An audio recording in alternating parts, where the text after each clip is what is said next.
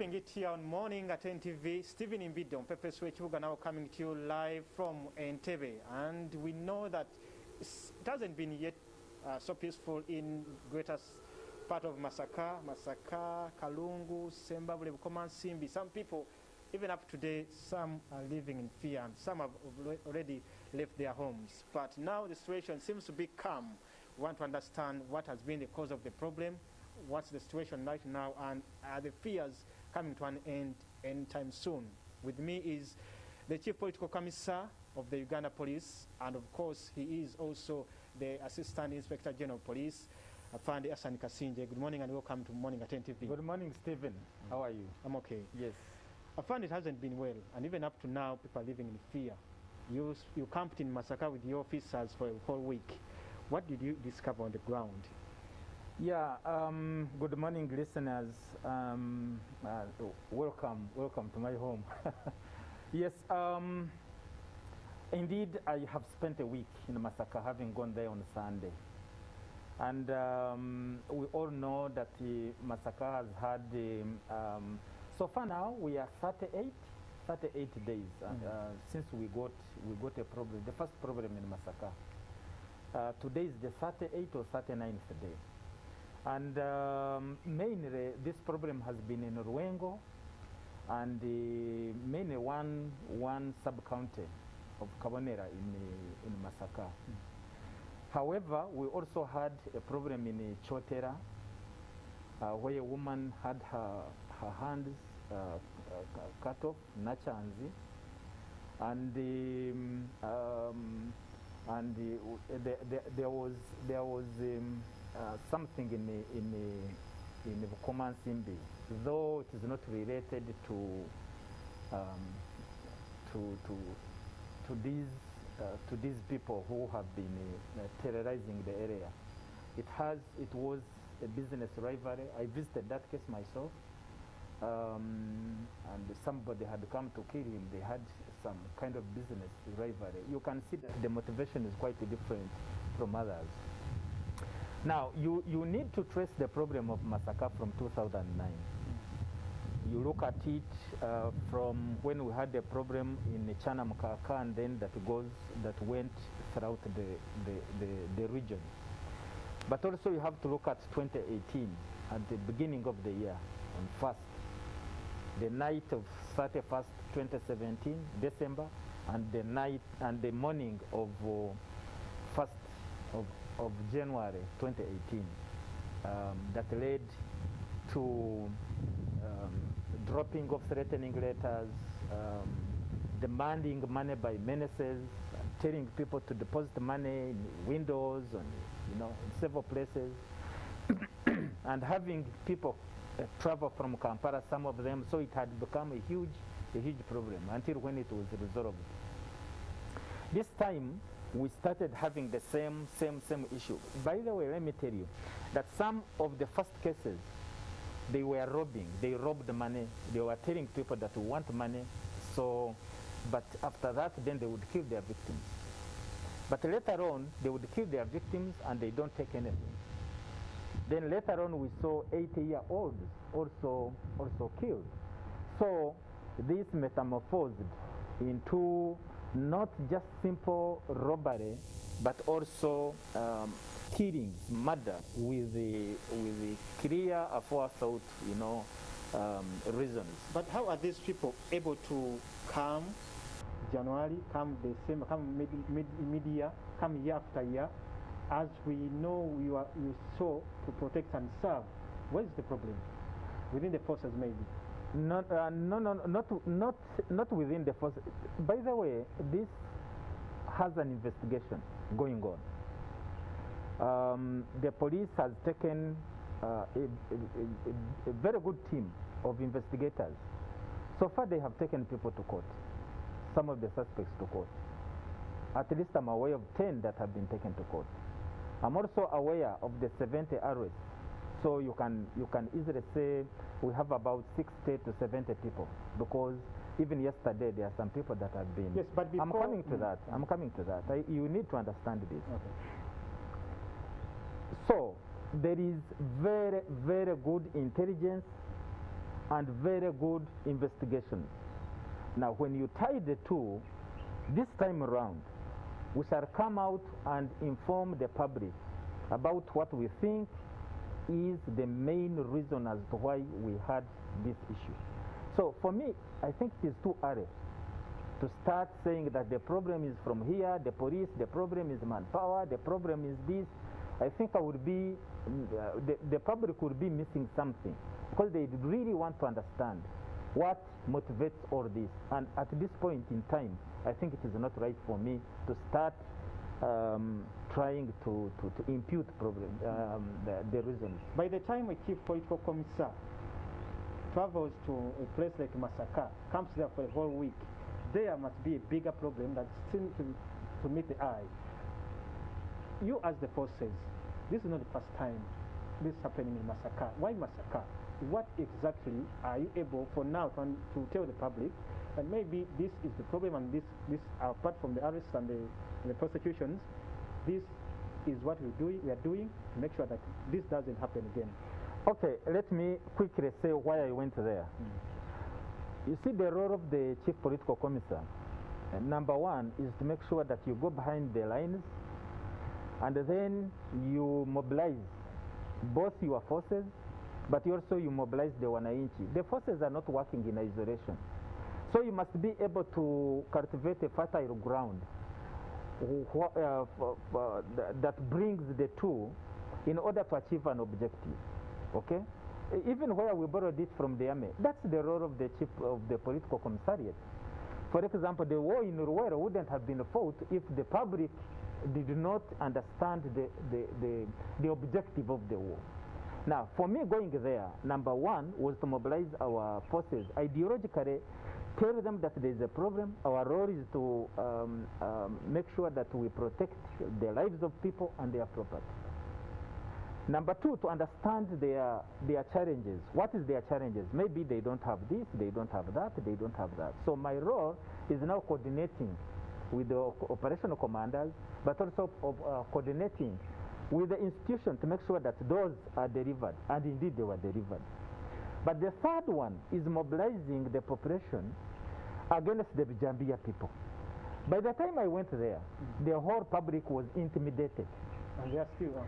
Two, they were getting a lot of information. They were getting communication from leaders. You see, why you have this problem? The government does not like you. They will kill you. Nobody cares. They are here to take pictures and that kind of thing. Now, what do you expect the members of the public to do? Okay, even when the police goes and says, let's work together and form village vigilantes, they will say, no, no, no, no, you are the killers. Because you know what they were saying? One of them was saying, there is a curfew and the public do not move. Nobody moves in the whole of Greater Masaka. Nobody moves. It's only the police that move. Now, if it is the police that moves, now, who is killing? Now, that kind of reasoning is very dangerous in the fight, because you see, you are making the Bijambia people happy because of your distortions, your distortions. So mine was to cut that kind of reasoning. And by now, our successes are from the vigilance of the public. The successes are from the fact that people have put their own village vigilante committees. Does that success point to a point of no return to this market raiding gunmen? That's now what we need to do. You see, you can end a battle, but you need to end a war. Simply means that yes, this will end, but we need now to learn from all these experiences, and then understand where this problem comes from, and then design a mechanism under which we are going to make sure that we maintain law and order within the region. Speaking about leaders, especially from the Masaka, Greater Masaka, the president is on record pointing out that some politicians are trying to confuse young people. some cabinet ministers like Chris Waliomo, Honorable Chris Waliomo, the Minister of ICT, and some people are also pointing to politicians. Just today, we expect to see members of parliament from Machi. Yeah, they are going there. Appear before. They are members from the Defense and Internal Affairs Committee of Yes. Parliament. Yes. But also there are those who have been summoned to answer some, just make statements. Oh, okay. I just want to understand the influence, the position, the role of the politics within what's happening here, away from just trying to say that they are intimidating, they are trying to mobilize the people. What is their role?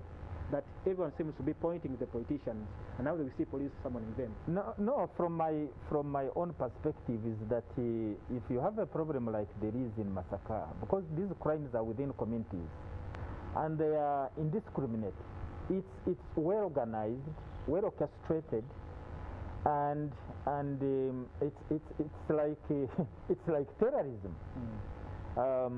If you look at the ingredients of terrorism, you cannot delineate this from terrorism. And once you have such, and it is affecting the Wananchi, your own people, it's affecting, it's indiscriminate. Even someone can go attack a helpless 80-year-old woman and kill her. That would need that's where the role of leadership comes in. That's where the role of leadership. And the political leaders you're talking about, they are leaders. So whatever you say is either going to exacerbate the problem or it is going to solve the problem. So I think your question to them is that they need now to give hope where there is no hope. Even when it is difficult circumstances, even when you know that this problem is not yet solved, we need to now to start saying the police is coming on the ground. The police have promised to do this and this and this and this. We shall hold them accountable for what they have promised to do. But you cannot say the police, much as they have come, they are only taking pictures. You understand what I'm saying? So that to me is you know, what do you want the local person to do? So we need really to start as leaders telling them that yes, the police is there, and we as the leaders, we are holding them accountable. Number two, there is nothing wrong. There is nothing wrong by accrediting a small success. Okay? For example, how many days have we gone without killings? Is it wrong? Is it wrong for any leader to say, police, thank you so far, but we don't want to hear anything like this? You know, some of the statements I've heard from some of these politicians that the police is so weak. That's why you see the army, the media. Yes, we've been working with the army, but now you see the army has to step in whenever there is an operation that seems to be getting out of hand of the Ugandan police. So they are telling you that you as the force, Uganda police force, you are so weak, you cannot manage. That's why they have to bring in this, I think, could be demoralizing some police officers. Yes, that's what I'm saying. I don't want to go in specifics of that, but I know that it's really important that for leaders to not only to galvanize the Wananchi to work with the police, not only that, but also to give to tell the police that yes, you are doing something, we see it, okay, but we want more. Stephen, there is no mistake that a leader can do if he's seen talking to the RPC or moving with the RPC to a place where there is a problem. What would be wrong with that? Okay? If the Wananchi see that my MP, my local MP, was with my DPC and they went and visited this old woman who had got a problem, the people are going to see that yes, you see, government and our local leaders together are there to make sure that we are safe and secure. So the role of the leaders is very important in this fight. And before we leave this conversation, I just want to also pick your mind on the issue of the collapsing buildings, because almost every month we see buildings, solid buildings coming down, killing people, innocent young people who go looking for jobs. We see the Uganda police arresting some of the engineers, some of the owners of these structures. But again, the problem seems to be continuing. What is the problem in your own eyes? I think there is almost every 2 months we are hearing a building collapsing. We had a building in Kabaragara, we had a building behind CPS. There was one in Makerere. Now there is this one. I think there is a problem with the planning of the city. For me, I think there is need to resolve that, because when these buildings, when people have started planning these buildings, to build these buildings, where bills of quantities come in, don't we have people who supervise that? Don't we have people who from stage to stage must supervise that this is a huge building in Kampala and it is being built according to plan? And I think the problem is that we let people build day and night, and then there is no one specifically supervising and making sure that what is being built is according to plan and safety standards within the city. The police wouldn't know this because we are not into that. That's the technical area, but we can work with them and solve this problem. I know that there is an authority that deals with buildings within. National Building Board. Yes, we have an officer there, but I think it is still small. We need to expand it. We need to build it so well. We need also to have, for example, if you are going to put up a structure from point A to point Z, that there must be every let me say every sector of what you are trying to do, that it must be inspected, approved of. Then you go to another area, inspected, approved of, then to another area, until when the building is complete. Even when the building is complete, it must be signed off. For example, the Fire Safety and Rescue Services Directorate should look at the building and say, is it fitting the standards of safety standards? Or the Association of Engineers, they must also be involved in this as a technical area, because we have them in the country. Why don't you let them in?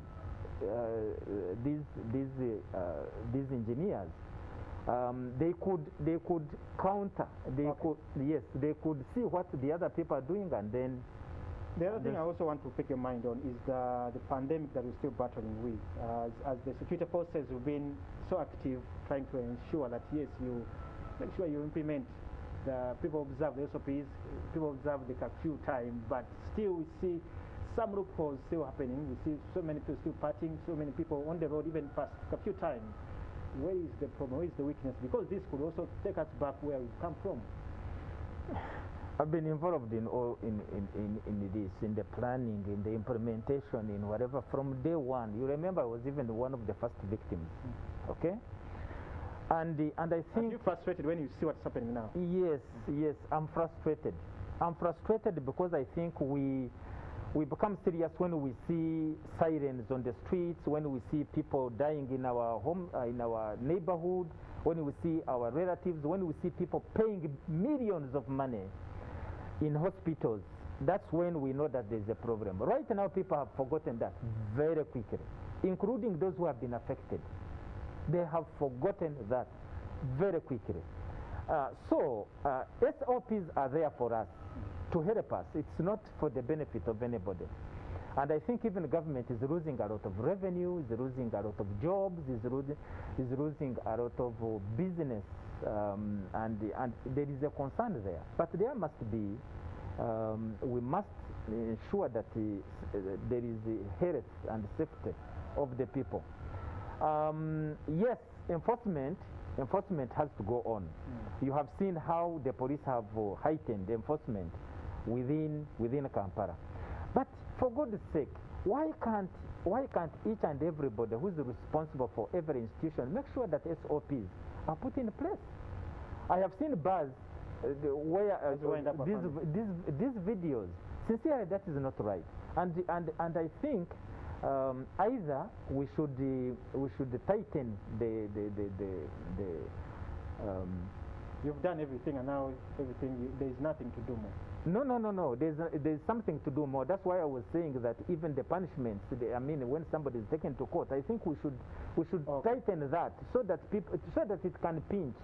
Yeah. Thank you so much, AIGP Kasingye, the Chief Political Commissar of the Uganda Police. Thank you for sharing these insights on Morning at 10 TV, and of course you who has been watching us live from Entebbe. This is Stephen Mbidde on Pepe Switch. Taking you back to studio. Romeo Busiku, have the microphone. Thank you very much, Stephen Mbidde, for that update. He was talking to Kasingye, and of course we are looking for more government leaders to shine more light on the developments that have taken center stage within the Masaka Greater Sub-region, where 29 people have been hacked to death by machete-wielding men in that regard. We want to make sense of what is happening within that jurisdiction. The biggest pointer from the government is that community members need to be mobilizing amongst themselves to ensure that they come up with vigilante groups that will go a long way in offering protection to the individuals that roam these jurisdictions within the Greater Masaka Sub-region. But then the issue of curfew is also being contested. We need to remove curfew within the Masaka Greater Sub-region so that these young people can be able to offer this kind of protection. But then the terrorists, yes, these people who are beating and hacking people to death are taking advantage of the fact that there is little security from